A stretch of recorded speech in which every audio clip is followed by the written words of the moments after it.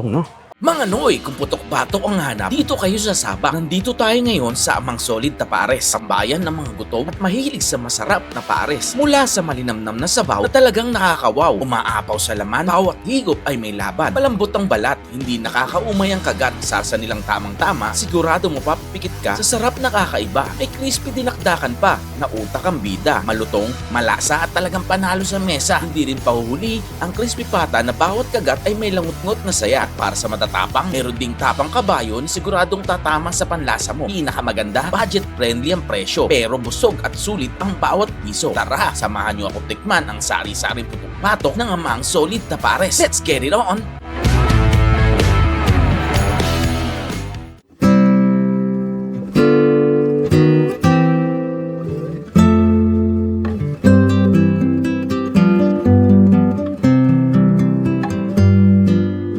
Ako nga ho pala si Renato o Amang Liwag, ang nagmamay-ari po ng Amang Solid na Pares.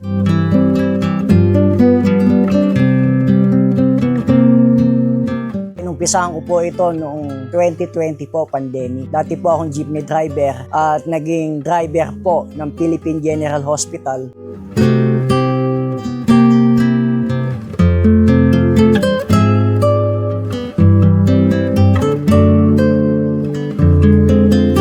Sa hirap po ng buhay, sinubukan ko pong magtinda ng pares. Halos lahat po yan bali sa YouTube lang po ako. Tapos nakikinig lang po ako sa comment kung ano po yung idadagdag. O pinatitikim ko muna sa mga empleyado ko kung okay na ho ba. Saka po nilalabas yan. Tapos kailangan lang po talaga na pag-aralan mabuti para hindi po tayo mahihiya sa mga customer natin. Talaga pong pag natikman nila sigurado pong babalik sila.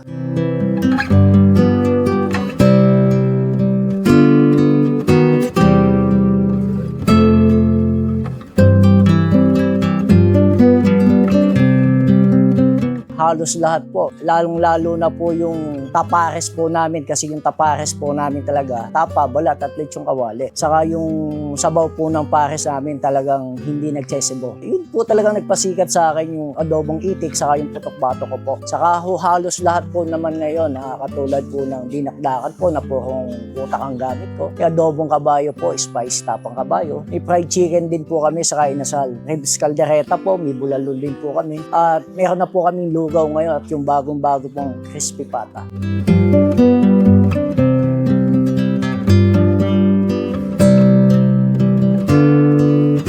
Sa pagninegosyo ho talaga, hindi po ganun kadali na kahit na may pera tayo, ibig sabihin magtatagumpay na tayo. Sa negosyo ho talaga, kailangan po talaga natin ng sipag at tiyaga. Kailangan ho tayo, marunong din tayo makinig. Saka yung mga empleyado po natin talaga, respeto din po natin o igalang din natin. Importante po pakikisama.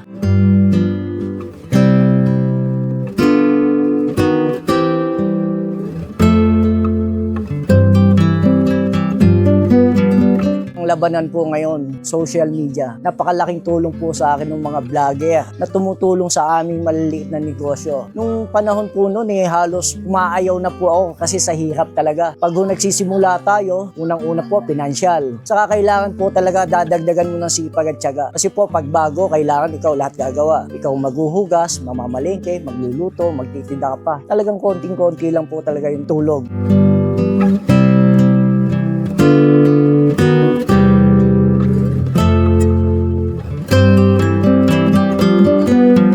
Pero sa awa po ng Diyos, saka sa tulong ng mga vlogger, magmula nung na-vlog po ako nung 2023 hanggang ngayon po, talagang saludo po ako sa lahat po ng food vlogger. Nang dahil po talaga sa kanila, nakilala at sumikat si Amang Solid na Pares.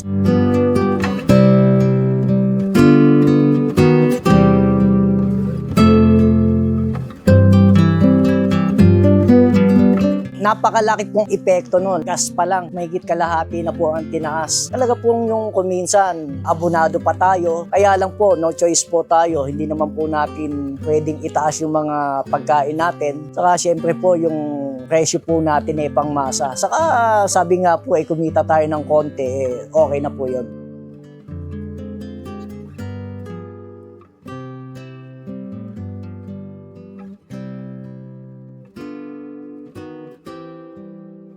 pag ho talaga na vlog ka at consistent yung mga pagkain mo, talaga pong babalikan ka at napakalaki po talagang blessing din ng Panginoon Diyos. Ibig sabihin po yung dati pong talagang hirap na tayo ngayon po medyo nakakaraos na tayo, nakakaluwag na po tayo. Hindi na ho tayo katulad ng dati na subsob sa trabaho. Kung ano po yung nasimulan natin, idire-diretso lang po natin. Saka yung pakikisama po, yun po ang number 1 talaga.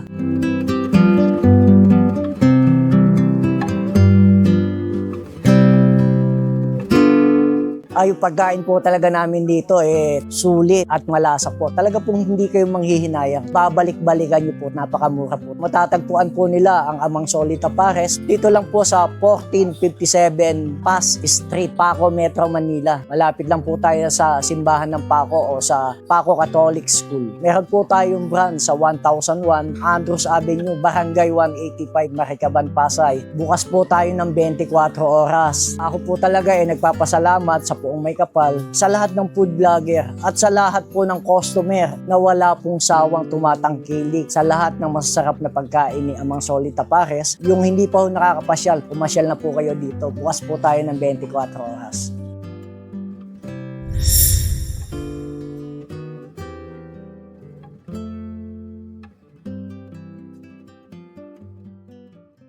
Solid kung tawagin. Nako, pangalang naman po, no, Amang Solid Tapares.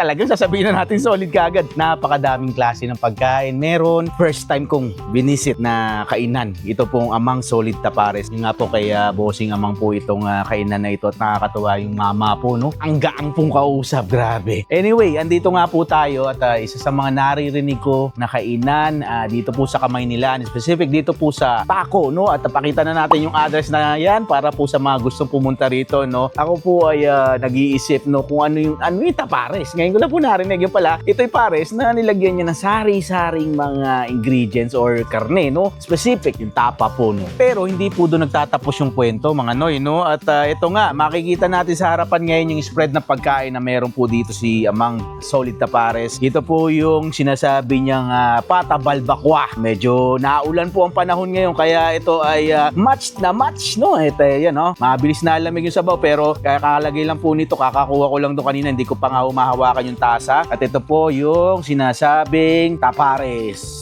So yun, no? May crispy na yung horno. Meron pong sari-sari ditong iba pang balat. So technically po, iisa lang yung pinakasabaw dito na ginagamit. Ika nga po, sabi ni Amang ay yung kanyang pinakasabaw, yun yung parang signature niya rito eh. Ayaw niyang nawawala. Meron din po ako rito. Angat ko na lang po para makita nyo. Ayan po yung spicy, tapang, kabayo. Ito po isa sa mga paborito din natin. Ako, sinasabay po no, pag may mga session tayo. Siyempre, sarap niyan. Dinakdakan, nandito rin sa harap ko. Kanina po habang kinukuhanan ko ng camera itong dinakdakan. Talagang yung aroma po, no, nung dinakdakan meron po siyang citrus na amoy, no? Parang suka ang dating, di ba? Pero, ang kagandahan po dito, sa kanyang dinakdakan, utak ang ginagamit, no? Hindi po mayonnaise. Kaya mapapansin natin, ibang-ibang texture niya, ibang-iba po yung consistency, at crispy po ito, yung pinakalaman na yan ay crispy. Ito po yung ribs. Yun, no? Kita nyo yung sarsa niya, no? Mapakita nyo, talagang umaangat po yung sarsa. Ang ganda, oh. Nakita ko nung pagdating ko rito kanina, ang dami mo order nitong ribs. Timplahan lang natin yung tapares. Meron dito daw ng sibuyas na hiniwa-hiwa na. Lagyan natin yan. Siyempre, bakbakan natin yan ng bawang.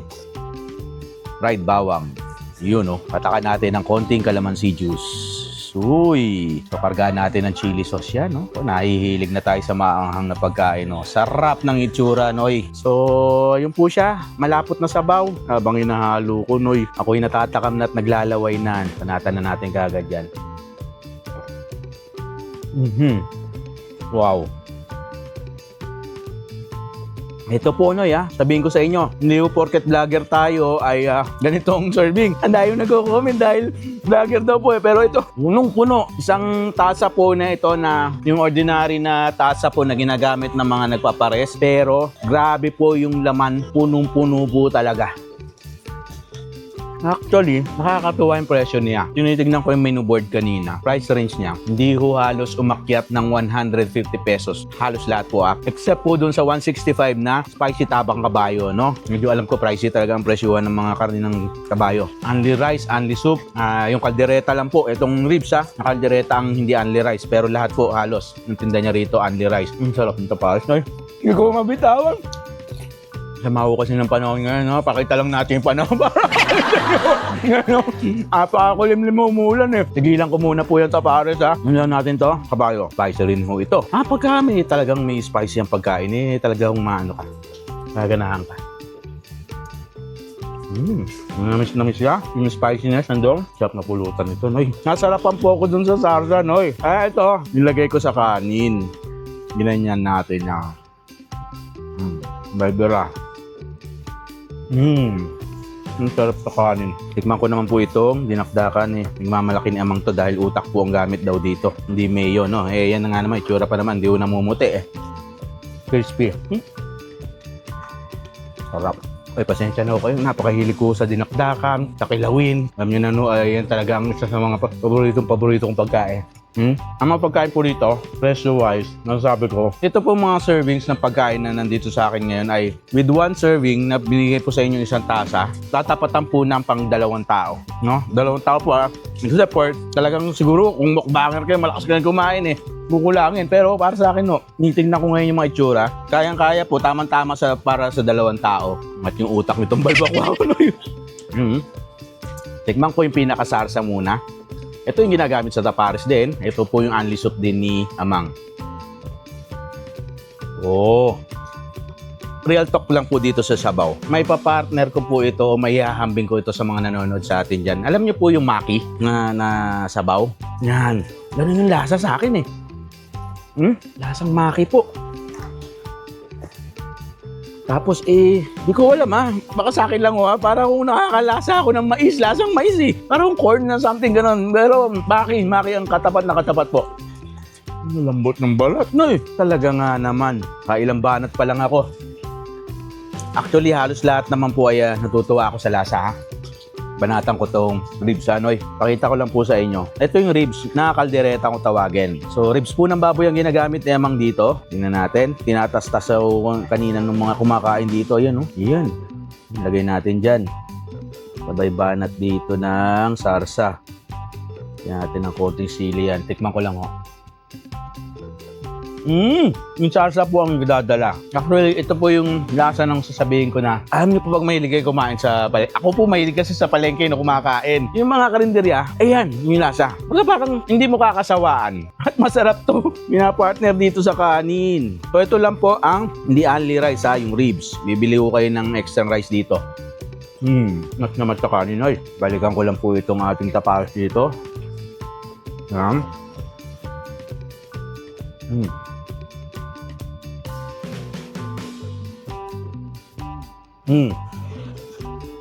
Balikan ko kayo, kukuha akong sabaw. Ayan, sabi ko sa inyo, balikan ko doon mainit na yung sabaw. Only soup nga po ito, umuusok na ngayon. Ayoko na pero na mabilis. Dahan-dahanin na natin. Ay, sarap. Grabe, sa ulan na itong inaabot namin ngayon dito. Ang sarap ng sabaw, noy. Sa mga natatakam po ngayon dito sa kinakain ko, syempre, Amang Solid Tapares ito po sa bago niyang pwesto. Actually, second branch niya na po ito, Dito nga po yan sa Paco. Ayan, nakita niyo naman po yung address na yan. 24 hours, noy. Walang tulugan. Grabe. Marami po nagtatanong sa atin sa mga napupuntahan natin, lalo po yung mga ibang lugar, Yung parking. Ayan, syempre, yung mga nakasasakyan, Ito maganda. Dito sa bagong pwesto ni Amang ay talaga nga naman, talagang may pwesto na kayo ngayon. Ang dami yung parking dito. Talagang parkingan na spot ito, kaya talagang hindi kayo mag-worry sa parking may utak. Ito pong crispy pata ay may kasama ng 2 rice, only soup, para po dito sa 300 pesos nyo, katapat. Tingnan nyo yung quality niya na hack. Ito po yung hack. Yan, Ang ganda ng pagkaprito. Actually, hindi ko sasablay si Amang sa pagkakaprito nito. Nakita ko yung kanyang kalan. Jet flame po na malakas. Yan Baking ko na yan Ito yung pinakabalat. Ito yung karne. Uusok pa. Init. Pero sige laban lang. Balat check muna ako, Noy. Binaba ko lang yung karne.